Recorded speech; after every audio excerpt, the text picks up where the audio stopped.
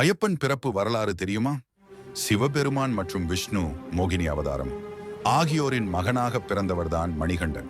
பந்தள ராஜா ராஜசேகரன் பம்பை நதிக்கரையில் கழுத்தில் மணியுடன் ஒரு குழந்தையை கண்டெடுத்தார். குழந்தை இல்லாத அவர் மணிகண்டனை தன் சொந்த மகனாக வளர்த்தார். மணிகண்டன் பெரிய வீரனாக வளர்ந்தார். ஆனால் ராஜ்யத்தில் உள்ள சில சதி திட்டம் காரணமாக ராணிக்கு கடுமையான வயிற்று வலி வந்ததாக நடிக்கச் சொல்லி அதற்கு புலிப்பால் தான் மருந்து என்று நம்ப வைத்தார்கள். மணிகண்டன் தன் தாயின் வலியை போக்க பயமே இல்லாமல் அடர்ந்த காட்டுக்குள் புலிப்பாலுக்கு புறப்பட்டார். காட்டில் மணிகண்டன் அரக்கி மகிழ்ச்சியை சம்ஹாரம் செய்து உலகை காத்தார்.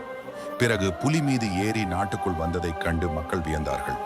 தான் ஒரு தெய்வம் என்பதை உணர்த்திய மணிகண்டன் சபரிமலையில் குடியமர்ந்தார். அதுதான் இன்று நாம் அனைவரும் வணங்கும் சபரிமலை ஐயப்பன் கோவில். இது போன்ற பக்தி கதைகளை தெரிந்து கொள்ள இப்போதே பக்தி பயணம் சேனலை சப்ஸ்கிரைப் செய்யுங்கள்.